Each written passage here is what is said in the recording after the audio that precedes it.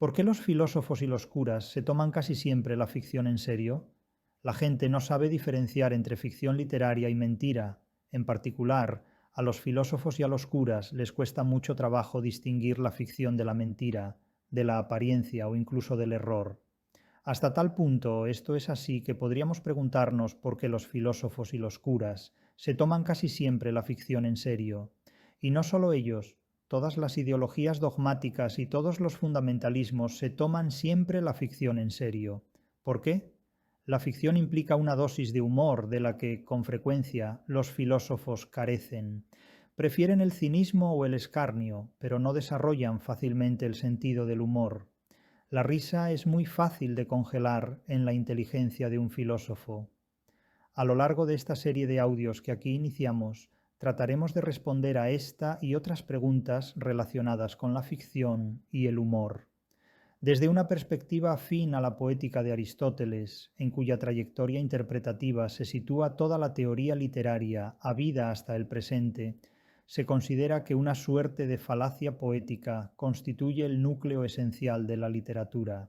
Las ideas de realidad, ficción, naturaleza, imitación y verosimilitud son, entre otras varias, constitutivas de una poética que, desde hace aproximadamente 25 siglos, explica la realidad de la literatura como una ficción literaria y la realidad de la humanidad como un mundo o naturaleza dados de forma acrítica y a priorística.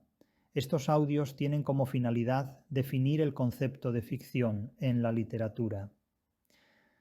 La crítica de la idea y del concepto de ficción se basará aquí en los presupuestos doctrinales de la crítica de la razón literaria, como teoría literaria contemporánea.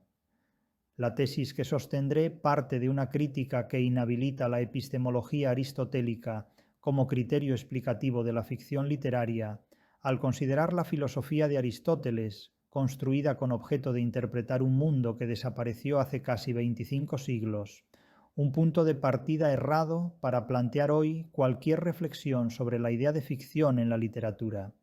A continuación, expongo la inconveniencia o improcedencia de adoptar una perspectiva noseológica desde la que se pretenda exigir al discurso literario el contenido, confirmación o revelación de una verdad tal como se impone actualmente en la interpretación de la literatura desde las teorías literarias posmodernas que aquí considero, por las razones que se verán, pseudoteorías literarias, o simplemente ideologías del intérprete vertidas sobre los materiales literarios.